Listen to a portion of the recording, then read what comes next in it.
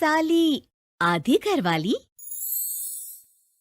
सिमरन की छोटी बहन विभा माँ के होते हुए भी सिमरन के ही पीछे लगी रहती थी। सिमरन, आ गई हो तो इसे खाना खिला दो। बोल रही है तुम जब तक नहीं खाओगी ये भी नहीं खाएगी। क्या है विभा, तुम खा लिया करो ना, मुझे ऑफिस से आने में देर हो जाती है। और कोई छोटी बच्ची तो हो नहीं तुम जो खाना भी नहीं खाती हो कि दीदी आएगी तो ही खाऊंगी। हाँ हाँ, छोटी बच्ची ही समझ लो। और एक बात, जब आपको पता है कि मैं आपके बिना नहीं खाती हूँ तो रोज रोज क्यों बोलती हो? अरे क्या है ये, दोनों बहनें कम माँ बेटी ज्यादा लगती हो। अरे दीदी की शादी हो जाएगी तब क्या करेगी बोल? जब होगी तब की तब देखेंगे।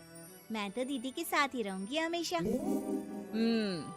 दोनों की शादी ऐसे घर में कर देंगे जहाँ दो भाई हो। खैर, मामला आया गया हो जाता है। एक दिन सिमरन के पापा जब घर आते हैं, तुम लोगों के लिए अच्छी खबर है। वर्मा जी है ना मेरे दोस्त, उन्होंने सिमरन बेटी के लिए रिश्ता बताया है। बहुत अच्छा लड़का है, सिमरन को भी पसंद कर लिया है और कल वो लोग आ रहे हैं सिमरन को देखने अपने घर। सिद्धांत अपने माता पिता के साथ सिमरन को देखने आता है। उसे सिमरन अच्छी लगती है और शादी तय हो जाती है। सिद्धांत की माँ कहती है, अब तो हम लोग ले जाएंगे जल्द ही अपनी सिमरन को यहाँ से। अरे हाँ हाँ, क्यों नहीं, आपकी ही है अब तो हमारी बेटी। दूर खड़ी विभा सब सुन रही होती है। अब तो दीदी की शादी हो जाएगी, फिर तो वो चली जाएंगी। दीदी के बिना मैं कैसे रहूंगी? कुछ न कुछ तो करना ही होगा जिससे दीदी की शादी ही ना हो। सभी के जाने के बाद क्या शादी के बाद दीदी हम लोगों के साथ नहीं रहेंगी? अरे नहीं तो फिर क्यों रहेगी, शादी हो जाएगी तो अपने घर चली जाएगी ना। तो मैं भी जाऊंगी उनके साथ, मेरा भी सामान पैक कर देना। अरे कैसे बात कर रही हो विभा, दीदी के ससुराल छोटी बहन नहीं जाती। हाँ, कभी कभी जाकर मिलाना और रोज फोन पर भी बात कर लेना, ठीक है? नहीं पापा, आप तो जानते हैं मैं दीदी के बिना खाना भी नहीं खाती, ना ही मुझे उनके बिना नींद आती है। सिमरन बहन की बात सुनकर इमोशनल हो जाती है। अगले दिन से विभा खाना खाना छोड़ देती है। लोगों के लाख समझाने के बाद भी विभा ना खाती है ना ही सोती है। अंत में हार मानकर सिमरन सिद्धांत से मिलती है। सिद्धांत, मेरे मम्मी पापा ने बचपन से ही विभा और मुझे साथ रखा। वो मुझसे बहुत जुड़ी है। मुझे उसकी टेंशन रहेगी शादी के बाद, क्योंकि वो मेरे बिना नहीं रह सकती है। अरे ये तो छोटी सी बात है, वो हम लोगों के साथ हमारे घर में रह सकती है। जब उसकी अकल आ जाएगी या वो समझ जाएगी कि तुम्हारा घर वो नहीं बल्कि ये है, तो हम उसे घर छोड़ आएंगे, ठीक है? सिमरन खुश हो जाती है क्योंकि वो यही चाहती थी। वो माँ पिता से बात कर लेती है। अरे कैसी बात कर रही हो सिमरन, भला बेटी के ससुराल में हम छोटी बहन को कैसे भेज दे? जमाना क्या कहेगा? अरे तो पागल हो गया है, मना कर दे। इस शादी में इन लोगों का तो ये चलता ही रहेगा। कभी बहन यहाँ आ रही है, कभी वो बहन के पास जा रही है। अरे शादी हो रही है, कोई मजाक थोड़ी ना हो रहा है ना बाबा ना। माँ कैसी बात कर रही हो? सिमरन से मैं जुड़ाव महसूस कर रहा हूँ और इतनी सी बात के लिए इतनी अच्छी लड़की को कैसे छोड़ सकता हूँ? सिद्धांत की भी जिद होती है कि वो सिर्फ सिमरन से ही शादी करेगा, और होता भी वैसा ही है। सिद्धांत और सिमरन की शादी हो जाती है और दहेज में आ जाती है विभा। शादी के बाद बुआ सास कहती है, अरे माँ ना, साली आधी घर वाली होती है, लेकिन ये क्या, तुम तो उसे घर ही ले आए। तभी चाची कहती है, सिद्धांत को तो हम लोगों ने सीधा समझा था, लेकिन सबसे तेज तो यही निकला। अरे देखो कैसे दहेज तो नहीं लिया, लेकिन साली पर कब्जा कर लिया। सिद्धांत ने इस और तो सोचा ही नहीं था, लोग उन लोगों के बारे में ऐसी भी बात करेंगे। वो वहाँ से चला जाता है और चुपचाप अपने कमरे में लेट जाता है। क्या हुआ सिद्धांत, तुम अचानक से परेशान हो गए, कोई बात है क्या?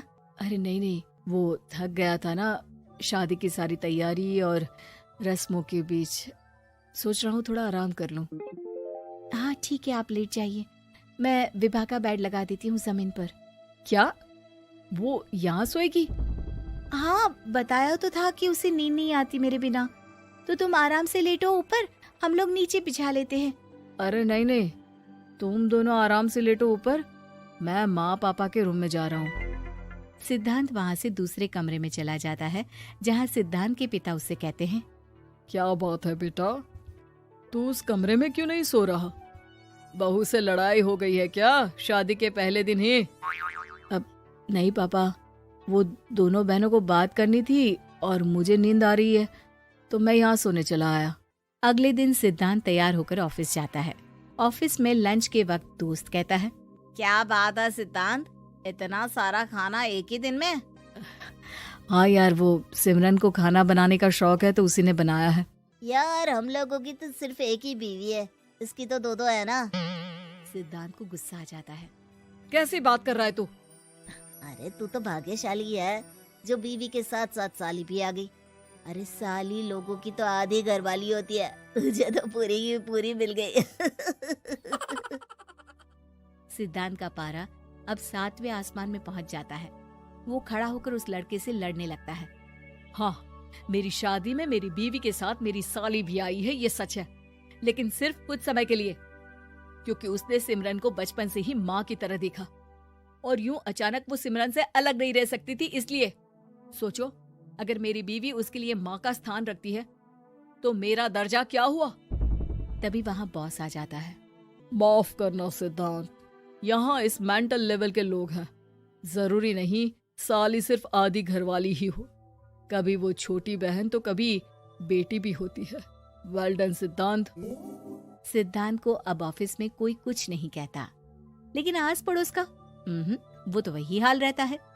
सिद्धांत ऑफिस से घर की ओर आ रहा होता है कि रास्ते में उसे अपनी कॉलोनी का दोस्त मिल जाता है। क्या बात है, चेहरे की चमक बता रही है, शादी से बड़ा खुश है तू, क्यों? हाँ यार, अच्छी लड़की और अच्छा परिवार मिलना कहाँ होता है जल्दी आजकल।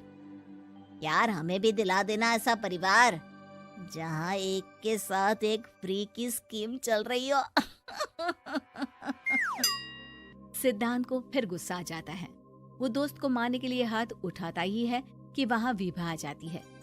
अरे जीजू रहने दीजिए ना, ये लोग नहीं समझेंगे कि इंसानियत क्या होती है। ये सच है कि दीदी से कैसे दूर रहना ये मुझे पता नहीं था। आपने मुझे दीदी के पास रहने का मौका देकर ये समझने का मौका दिया कि लड़की का असली घर उसका ससुराल होता है। मैं समझ चुकी हूँ, मैं जा रही हूँ जीजू, लेकिन मैं खुश हूँ कि आपने मुझे अपनी छोटी बहन समझा। सभी उन लोगों को देखकर ताली बजाने लगते हैं। विभा अपने घर चली जाती है और सिद्धांत खुशी खुशी सिमरन के साथ रहने लगता है।